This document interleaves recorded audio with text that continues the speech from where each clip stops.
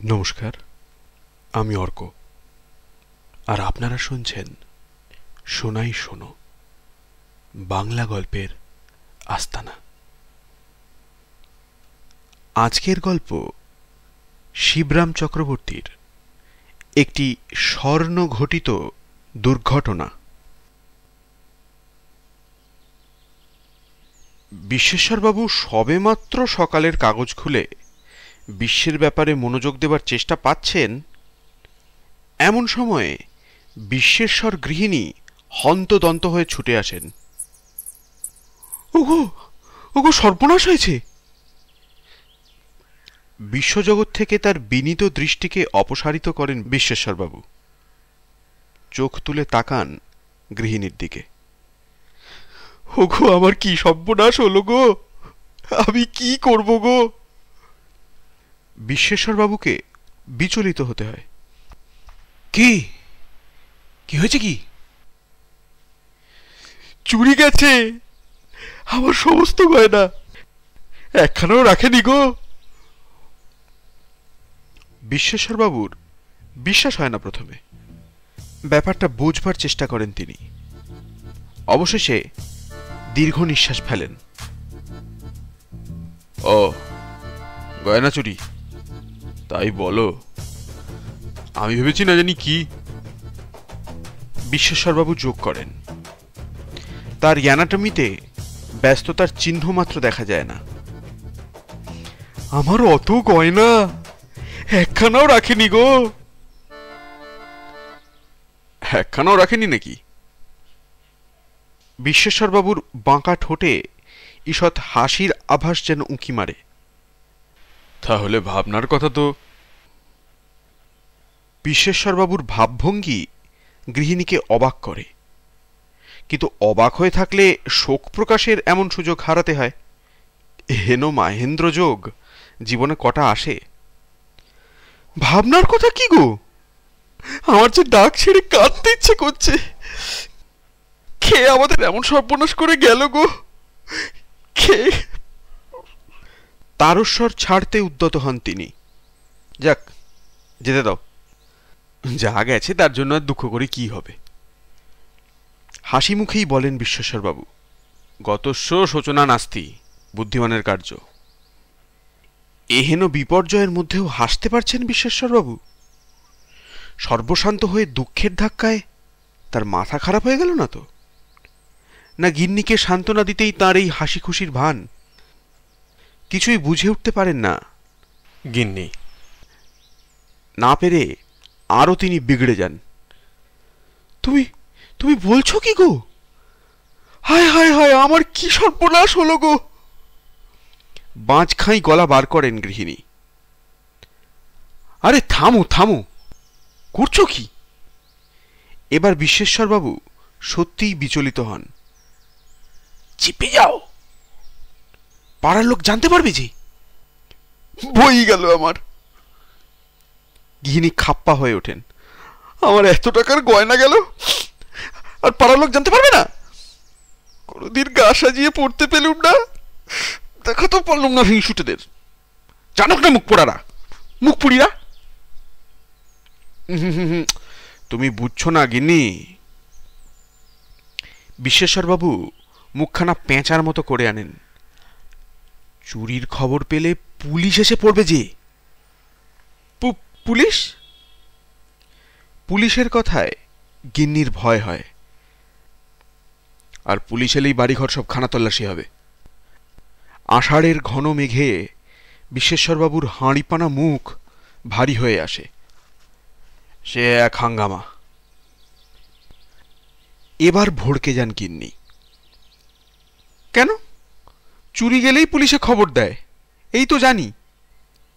চোরেই তো পুলিশের কিনারা করে। পর মুহূর্তেই ভুল শুধরে নেয়। পুলিশেই তো চুরির কিনারা করে, চোরকেও পাকড়ায়। সে হাতে নাতে ধরতে পারলেই পাকড়ায়। বিশ্বেশ্বর গোঁফে মোচড় দেন। তা না হলে আর পাকড়াতে হয় না। হ্যাঁ, হয় না। গিন্নি মাথা নাড়েন। তুমি বললেই আর কি। তা তেমন পিড়াপিড়ি করলে নিয়ে যায় পাকড়ে, একটাকে নিয়ে গেলেই হলো। এখানে চোরকে হাতে না পেয়ে আমাকেই ধরে কিনা কে জানে। তোমাকে কেন ধরতে যাবে? গিন্নির বিস্ময় হয়।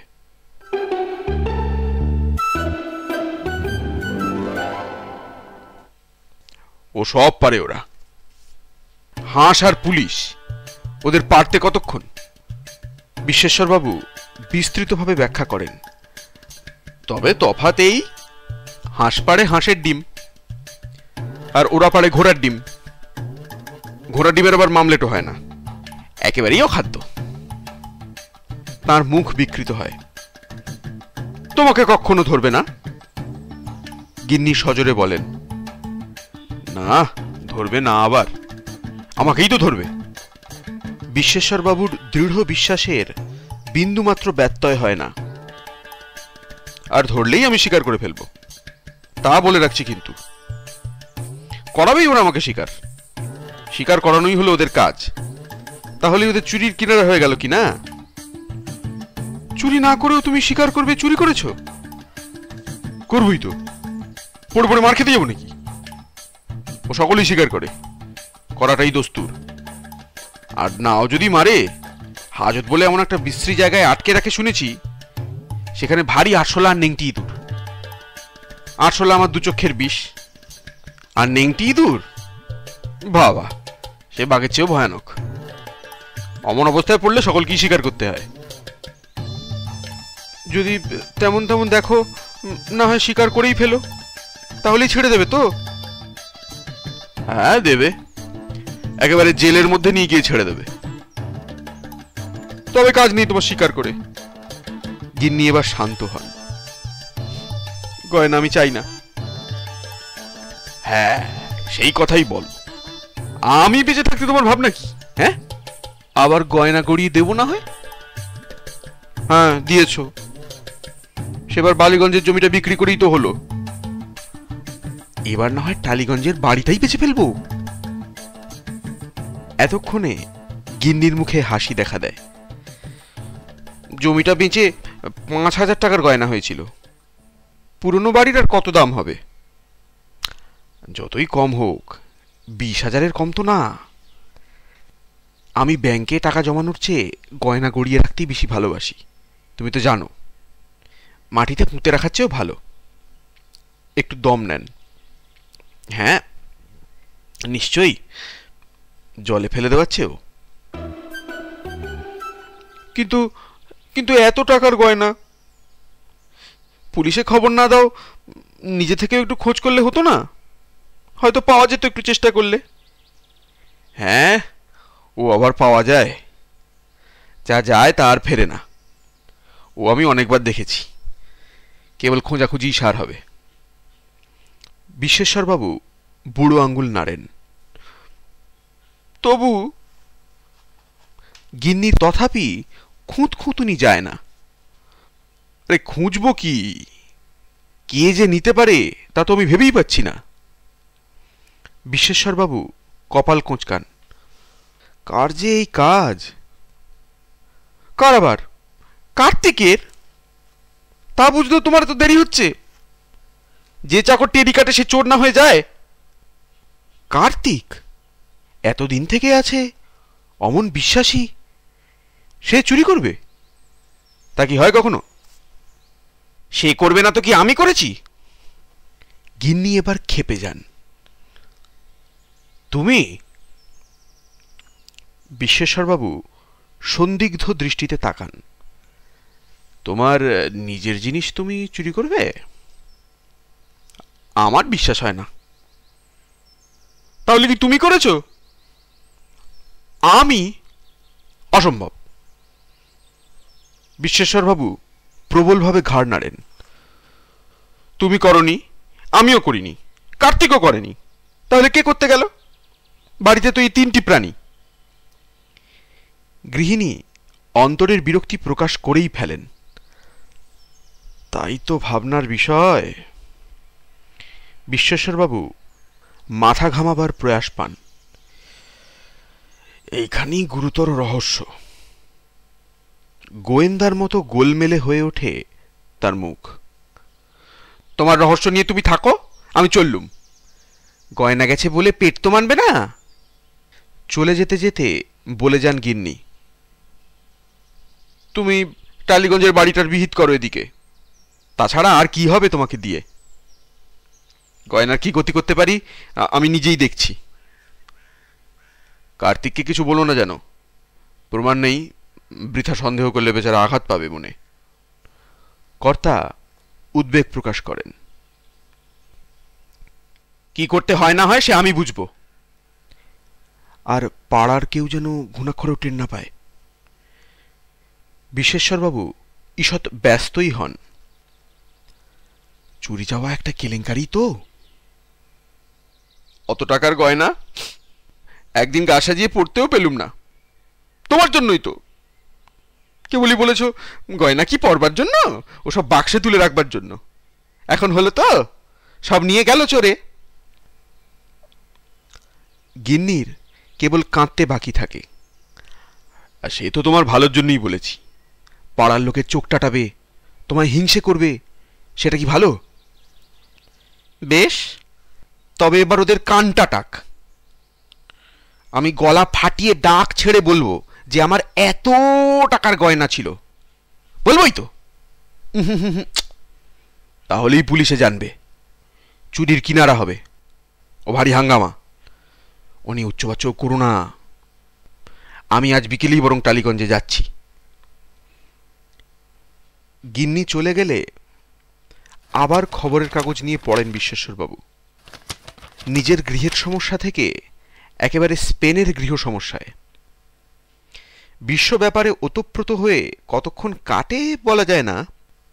হঠাৎ সদর দরজার প্রবল কড়া নাড়া ওকে সচকিত করে। নিচে নেমে যেতেই পাড়ার সবাই ওকে ছেঁকে ধরে। কোথায় গেল, কোথায় গেল সে বদমাইশটা? তাকেই জিজ্ঞেস করে সবাই। কে গেল, কোথায়? বিশ্বেশ্বরবাবু বিচলিতই হন। আরে সেই গুণধর আপনার চাকর কার্তিক চুরি করে পালিয়েছে বুঝি? পালিয়েছে? কই, তা তো জানি না। কার চুরি করলো আবার? আরে আপনাকেই তো পথে বসিয়ে দিয়ে গেছে, আর আপনিই জানেন না? আশ্চর্য। আমাকে পথে বসিয়ে? বিশ্বেশ্বরবাবু আরও আশ্চর্য হন। আমি তো তখন উপরেই বসেছিলাম। দেখুন বিশ্বেশ্বরবাবু, শাক দিয়ে মাছ ঢাকতে যাবেন না। আপনারও চাকরটি কম নয়। আমরা তখন থেকেই জানি যে চাকর টেরি কাটে সে চোর ছাড়া আর কি হবে। আমরা সবাই জানতে পেরেছি, আপনার গিন্নির থেকে আমাদের গিন্নি, আমাদের গিন্নির থেকে আমরা। হ্যাঁ, কিছুই জানতে বাকি নেই। জনতার ভেতর থেকে একজন বেশি উৎসাহ দেখায়। এখন কোথায় গেল সেই হতভাগা? হ্যাঁ, পিটিয়ে লাশ করব তাকে, সেই জন্যই আমরা এসেছি। দেখুন, সমস্তই যখন জেনেছেন তখন আর লুকোতে চাই না, বিশ্বেশ্বরবাবু বলেন। কিন্তু একটা কথা, মেরে কি লাভ হবে? মারলে অন্য অনেক কিছু বেরুতে পারে, কিন্তু গয়না কি বেরুবে? আলবাত বেরুবে। কি? হ্যাঁ হ্যাঁ হ্যাঁ, আলবাত বেরুবে। তাদের মধ্যে দারুণ মতের ঐক্য দেখা যায়। বার করে তবে ছাড়বো, বেরোতেই হবে। বিশ্বেশ্বরবাবু দেখেন, এরা সব বাল্যকাল থেকে এখন পর্যন্ত এ যাবৎকাল বাবার কাছে, মাস্টারের কাছে, স্কুলে আর পাঠশালায়, খেলার মাঠে আর সিনেমা দেখতে গিয়ে সার্জেন্টের আর গুন্ডার হাতে যেসব ঠ্যাঙান, ঠোক্কর আর গুঁতো খেয়ে এসেছে, আজ সুদে আসলে নিতান্তই ধরা পড়ে যাওয়া কার্তিককেই তার সমস্ত শোধ দেবার জন্য বদ্ধপরিকর। বেওয়ারিশ মাথায় চাঁদা করে চাঁটাবার এমন অর্ধদয়যোগ সহজে এরা হাতছাড়া করবে না। তবু তিনি একবার শেষ চেষ্টা করেন। একটা কথা ভাবার আছে, মানে শাস্ত্রে বলে ক্ষমা হি পরম ধর্ম। মার্জনা করে দেওয়াই কি ভালো নয় ওকে? আপনার চুরি গেছে, আপনি ক্ষমা করতে পারেন। আপনার চাকর, আপনি তো মার্জনা করবেনই, কিন্তু আমরা পাড়ার 5 জন তো তা করতে পারি না। কি মুশকিল, কি মুশকিল। তাহলে এক কাজ করুন আপনারা, অর্ধেক লোক যান হাওড়ায় আর অর্ধেক শিয়ালদায়। এই দুটো পথের একটা পথেই সে উধাও হয়েছে এতক্ষণ। পাড়ার লোকেরা হতাশ হয়ে চলে যায়। পলায়মান চোরের পশ্চাদ্ধাবনের উৎসাহ প্রায় কারোরই হয় না। বিশ্বেশ্বরবাবু আবার কাগজের মধ্যে ফিরে আসেন। এমন সময়ে টেরি সমন্বিত কার্তিকের আবির্ভাব। কিরে, কোথায় ছিলি এতক্ষণ? বিশ্বেশ্বরবাবু খবরের কাগজ থেকে চোখ তোলেন। সকাল থেকে তো দেখতে পাইনি। ওর কণ্ঠে সহানুভূতির সুর। আত্মীয়ের বাড়ি গেছিলাম। আমতা আমতা করে কার্তিক, কিন্তু একটু পরেই ফোঁস করে ওঠে, গেছিলাম এক শ্যাকরার দোকানি। বিশ্বেশ্বরবাবু যেন ঘাবড়ে যান। আহা, কোথায় গেছিলি আমি জানতে চেয়েছি কি? তা যাবি বই কি, একটু বেড়াতে টেড়াতে না গেলে হয়? বয়স হয়েছে আর পেরে উঠিনে তাই, নইলে আমিও এককালে প্রাতঃভ্রমণ করতাম রেগুলারলি। গিন্নিমা আমার নামে যা নয় তাই বদনাম দিয়েছেন, পাড়ায় কান পাতা যাচ্ছে না। চাপার আগে ফেটে পড়তে চায় কার্তিক। বাধা দেন বিশ্বেশ্বরবাবু। ওর কথা আবার ধরে নাকি? মাথা ঠিক নেই ওর। তুই কিছু মনে করিস না বাবু। আমি কি না? কার্তিক ফুলে ফুলে ওঠে। অকথ্য উচ্চারণ ওর মুখ দিয়ে বেরোতে চায় না। আহা, কে বলেছে? বিশ্বেশ্বরবাবু সান্ত্বনা দেন। আমি কি বলেছি সে কথা? হ্যাঁ, বলিনি তো। তাহলেই তো হলো। পাড়ার 5 জনে নাকি আমাকে পুলিশে দেবে। দিক না, দিয়েই দেখুক না মজাটা। হ্যাঁ, পুলিশে দেবে, দিলেই হলো পুলিশে। বিশ্বেশ্বরবাবু সাহস দেন। কেন মিছে ভয় খাস বলতো? ওরা পুলিশে দেবার কে? আমি আছি কি জন্য? ভয় যার খাবার সেই খাবে। আমি কেন ভয় খেতে যাব? কোনো দোষে দোষী নই, আর আমারই যত বদনাম না। আসুক না একবার পুলিশ, আমি নিজেই না হয় যাচ্ছি থানায়।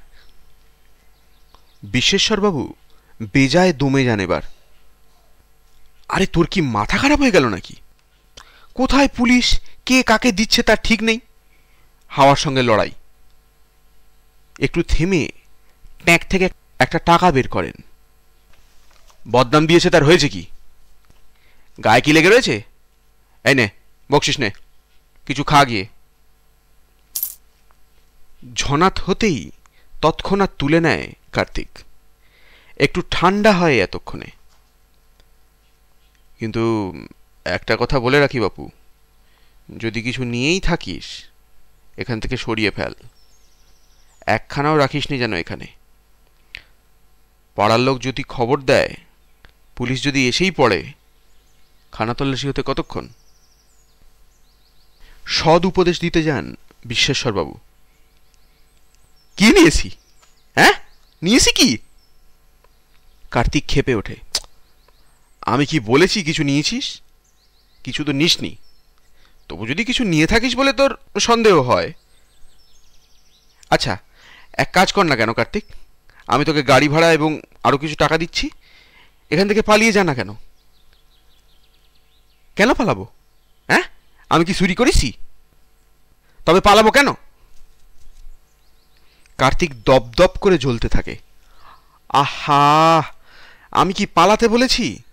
বলছি দিন কত কোথাও বেড়াতে জানা, এই হাওয়া খেতে কি চেঞ্জে কোথাও, শিলং কি দার্জিলিং, পুরী কিংবা ওয়ালটেয়ারে। লোকে কি যায় না?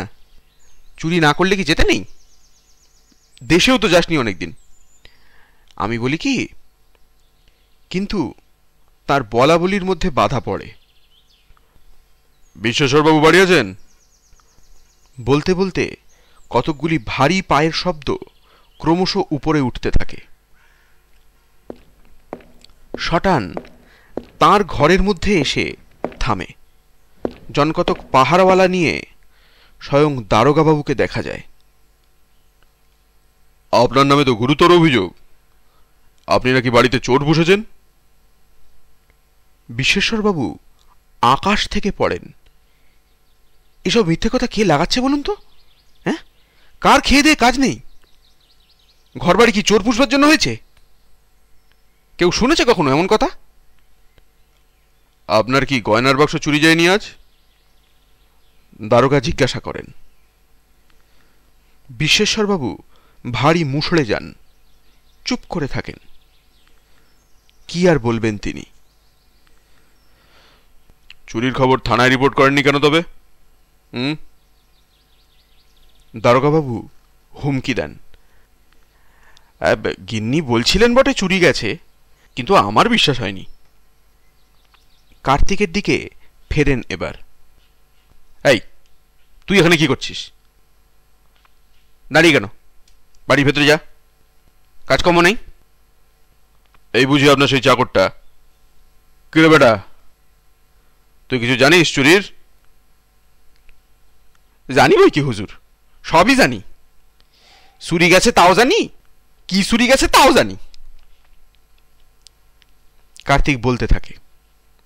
বিশ্বেশ্বরবাবু বাধা দেন।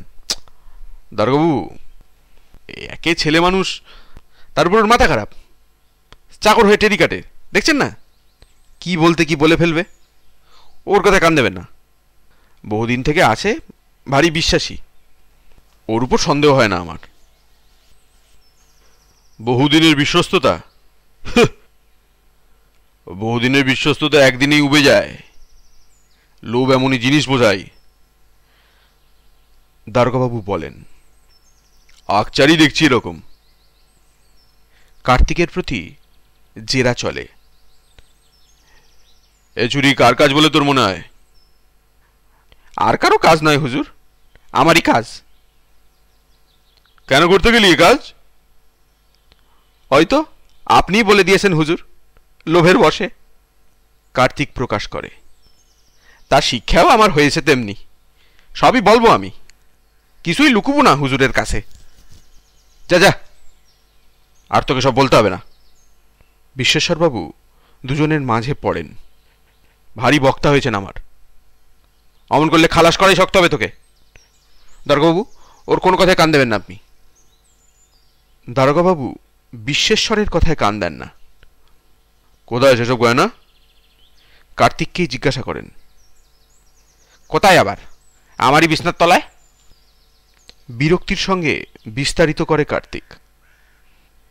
ছেঁড়া কাঁথার মধ্যে নাড়াচাড়া শুরু করতেই কার্তিকের লাখ টাকার স্বপ্ন বেরিয়ে পড়ে। নেকলেস, ব্রেসলেট, টায়রা, হার, বালা, তাগা, চুড়ি, অনন্ত, সব কিছুরই অন্ত মেলে। দড়ি দিয়ে বাঁধা হয় কার্তিককে। সে কিন্তু বেপরোয়া। এবার বিশ্বেশ্বরবাবু নিজেই ওকালতি শুরু করেন ওর তরফে। দেখুন দারোগাবাবু, নেহাত ছেলে মানুষ লোহের বশে একটা অন্যায় করেই ফেলেছে। ছেলেবেলা থেকে আছে, প্রায় ছেলের মতোই। আমার কোনো রাগ হয়নি ওর উপর। এই ওর প্রথম অপরাধ, প্রথম যৌবনে। এবারটা ওকে রেহাই দিন আপনি। ও সুযোগ পেলে শুধরে যাবে, সকলেই অমন শুধরে যায়। যে অভিজ্ঞতা আজ ওর লাভ হলো তাই ওর পক্ষে যথেষ্ট। অভিজ্ঞতা থেকেই মানুষ বড় হয় জীবনে। এই থেকে ও কর্পোরেশনের কাউন্সিলর, কলকাতার মেয়রও হতে পারে একদিন। হবে না যে তাকে বলবে। আর যদি নিতান্তই রেহাই না দেবেন তবে দিন ওকে গুরুতর শাস্তি। আমি তাই চাই আপনার কাছে, চুরির থেকেও গুরুতর। ও কি চোর? ও চোরের অধম। ও একটা গুন্ডা, দেখছেন না কিরকম টেরি। ওকে আপনাদের গুন্ডা অ্যাক্টে এক্সটার্ন করে দিন, ঘাড় ধরে বার করে দিন দেশ থেকে, যাবজ্জীবন নির্বাসন। আমি ওকে 1 বছরের বেতন আর গাড়ি ভাড়া আগাম গুনে দিচ্ছি, ও এক্ষুনি কেটে পড়ুক। ছাপড়া কি আরা জেলায়, যেখানে খুশি চলে যাক।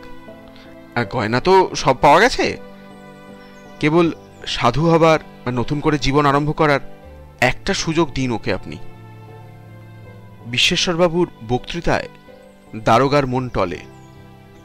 কেবল বক্তৃতাই নয়, সেই সঙ্গে বক্তার দুই নয়নের দরবিগলিত ধারায় দারোগাবাবু বিমুগ্ধ, ব্যথিত, ব্যতিব্যস্ত হয়ে ওঠেন।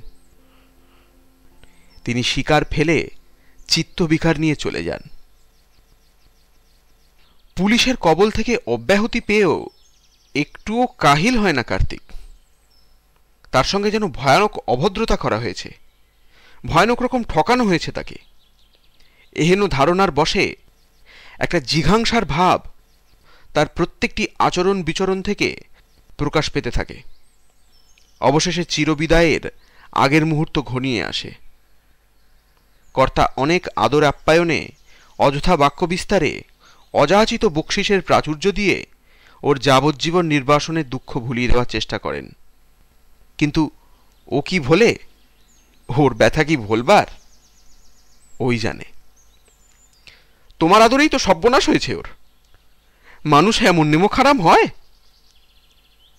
গিন্নি নিজের অসন্তোষ চাপতে পারেন না। যথেষ্ট মাথা খেয়েছ, আর কেন? বরং দড়ি কলসি কিনে ডুবে মরতে বলো ওকে। নিভে যাবার আগে শেষবারের মতো উস্কে ওঠে কার্তিক। দড়ির ভাবনা নেই। কর্তার পুজোয় দেওয়া সেরা সিল্কের জামাটা পাকিয়েই দড়ি বানিয়ে নেব। কিন্তু কলসি আর হলো কোথায়?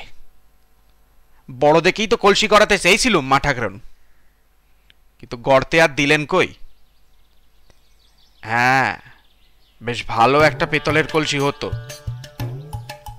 বলে একটু থেমে সেই উপসংহার করে, আপনার গয়নাগুলি গালিয়েই